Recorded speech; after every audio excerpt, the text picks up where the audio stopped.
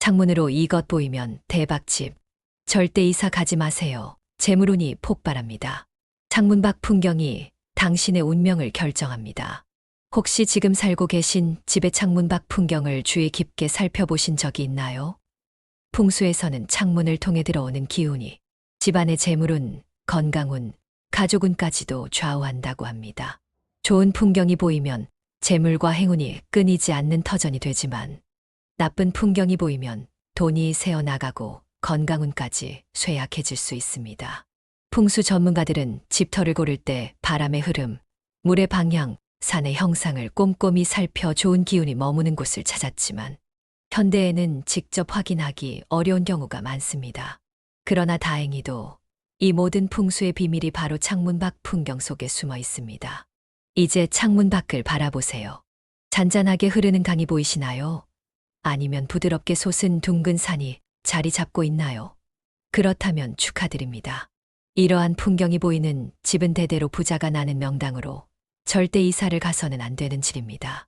반면 창문 밖으로 무너져가는 건물, 곧게 뻗은 도로, 변전소, 탁한 물이 보인다면 주의가 필요합니다. 이런 풍경은 재물운과 건강운을 약화시키며 가족 간 다툼을 유발할 수도 있습니다. 돈이 끊이지 않는 대박집의 특징, 대박 나는 집, 이런 풍경이 보이면 무조건 오래 사세요. 창문 밖으로 강이 보이는 집, 돈이 끊이지 않는 명당. 창문 밖으로 잔잔히 흐르는 강이 보인다면 당신은 이미 재물운을 끌어당기는 집에 살고 있습니다. 강물은 끊임없이 흐르며 주변에서 작은 물줄기가 모여들어 더욱 풍성해집니다. 이것은 마치 재물이 곳곳에서 모여들어 끊이지 않는다는 뜻입니다. 실제로 한강이 보이는 고급 아파트들이 선호되는 이유도 풍수적으로 볼 때 강이 지속적인 재물운을 가져다 준다고 믿기 때문입니다. 전통적으로 한양을 수도로 정한 것도 북쪽의 산과 남쪽의 강이 조화를 이루는 배산임수 지형이었기 때문이죠. 큰 강이 보이는 집에서는 본업뿐만 아니라 예상치 못한 부수입이 생길 가능성이 큽니다. 사업을 하는 사람이라면 투자운이 상승하고 직장인이라면 승진운이 따르며 프리랜서나 자영업자는 꾸준한 수입이 들어오게 됩니다. 주의할 점. 강이 있다고 해서 다 좋은 것이 아닙니다. 물살이 너무 세거나 강물이 탁하다면 오히려 재물이 들어오자마자 빠져나가는 형상이 됩니다. 깨끗하고 잔잔한 강이 보이는 집이 최고의 명당이며 빠르게 흐르는 강이 보인다면 창문을 부분적으로 가리거나 풍수 소품을 배치해 기운을 조절하는 것이 좋습니다. 둥글게 솟은 산이 보이는 집, 대대로 부자가 나는 명당. 창문 밖으로 둥근 산이 보인다면 이 집은 대대로 부자가 될 운명을 가진 집입니다. 풍수에서는 이런 산을 귀봉이라 부르며 그 곡선이 마치 보름달처럼 가득 찬 재물을 상징합니다. 산이 보이는 집이 왜 부자의 집이 될까요? 산은 안정감과 보호의 기운을 주기 때문입니다. 만약 집이 강한 바람을 그대로 막고 있다면 집 안의 기운이 쉽게 불안정해질 수 있습니다. 하지만 뒤편에 둥근 산이 있다면 바람을 막아주고 기운을 머물게 하여 재물운이 쌓이게 됩니다. 예로부터 명당이라 불리는 곳들을 보면 대부분 부드러운 산세를 가진 지역에 자리 잡고 있습니다. 재벌가의 본가를 살펴보면 대부분 이런 지형에 자리하고 있습니다. 경주의 최부자 가문이나 조선시대 양반가들이 산을 배경으로 집을 지은 것도 같은 이유입니다. 이는 단순한 미신이 아니라 기운의 흐름을 과학적으로 분석한 풍수학적 원리에 따른 것입니다. 주의할 점. 산이 너무 크면 오히려 집안에 압박감을 주고 너무 작으면 기운이 약해져 재물운을 충분히 받지 못할 수 있습니다. 풍수에서는 산의 정상이 시선보다 약간 위에 있는 것이 가장 이상적인 위치라고 합니다.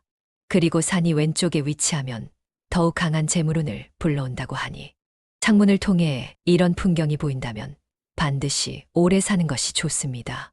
문필봉 뾰족한 산이 보이는 집, 학문과 명예가 따르는 터전.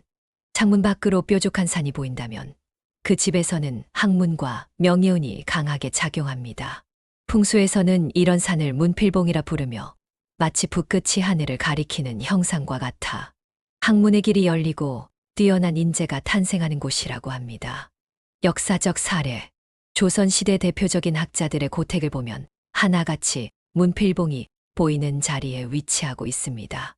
대표적으로 퇴계 이황의 도산서원, 율곡 이이의 자운서원이 이런 지형을 갖추고 있습니다. 이런 환경에서 자란 아이들은 타고난 집중력과 명석한 두뇌를 갖게 되고 학문과 연구에 깊은 흥미를 느낍니다. 그래서 대대로 교수, 작가, 연구원 같은 지적인 직업을 가진 사람들이 많이 배출됩니다. 만약 자녀 교육을 중요하게 생각하는 가정이라면 문필봉이 보이는 집을 선택하는 것이 최고의 선택이 될 것입니다. 반드시 피해야 할 나쁜 풍경, 1. 무너져가는 건물, 폐허. 쇠락한 기운이 집안에도 영향을 주어 재물운이 사라지고 건강에도 악영향을 미칠 수 있습니다. 특히 철거 예정 건물 근처는 불안정한 기운이 형성되어 집안의 기운을 약하게 만듭니다.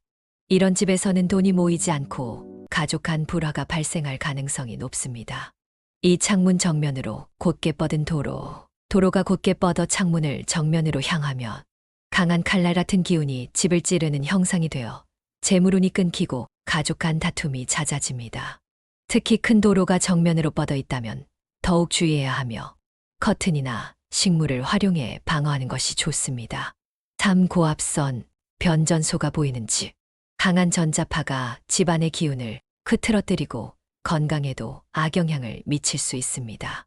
두통, 불면증, 피로감, 집중력 저하 등의 문제가 발생할 가능성이 크며 풍수에서는 이러한 곳을 기의 흐름이 깨진 곳이라 부릅니다.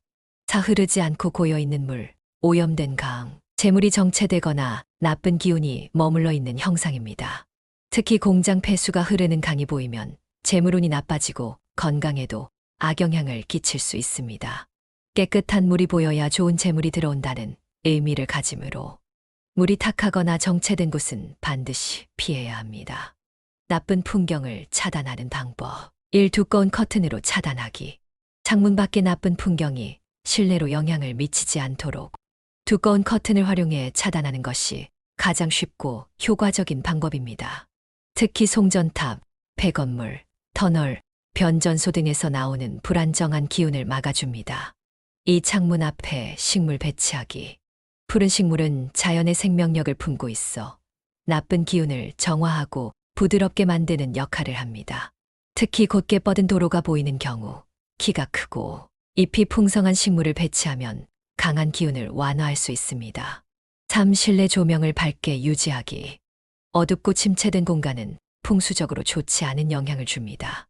실내를 밝게 유지하면 외부에서 들어오는 나쁜 기운이 약해지고 집안 분위기가 활기차게 변합니다. 4. 풍수, 그림 활용하기. 주변에 산이나 물이 없는 경우 풍수적으로 부족한 부분을 보완하기 위해 산과 물이 그려진 그림을 배치하는 것도 좋은 방법입니다. 풍수에서는 그림도 강한 기운을 품고 있다고 보며 특히 산은 보호와 안정, 물은 재물운과 흐름을 상징하기 때문에 적절한 위치에 걸어두면 좋은 기운을 불러올 수 있습니다. 창문 밖 풍경은 단순한 배경이 아닙니다. 그것은 우리의 운명을 결정짓는 중요한 요소이며 재물운과 건강운, 가정의 화목까지도 좌우하는 강력한 힘을 가지고 있습니다. 혹시 지금 살고 계신 집의 창문을 다시 한번 바라보셨나요? 좋은 기운이 들어오는 풍경이 보인다면 그 운을 더욱 강하게 끌어들이는 노력을 해보세요. 반대로 나쁜 풍경이 보인다면 걱정하지 마세요. 두꺼운 커튼을 치고 푸른 식물을 배치하며 조명을 밝혀 기운을 바꾸는 작은 노력만으로도 충분히 운을 개선할 수 있습니다. 풍수에서는 작은 변화만으로도 삶이 달라질 수 있다고 합니다. 지금 당신의 창문 밖에는 어떤 풍경이 보이나요? 혹시 나쁜 기운이 보인다면 오늘부터 하나씩 실천해 보시길 바랍니다.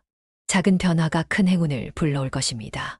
이 영상이 도움이 되었다면 구독과 좋아요, 그리고 여러분의 경험을 댓글로 남겨주세요. 여러분의 좋은 기운이 더 많은 사람들에게 퍼질 수 있도록 함께 나눠보아요.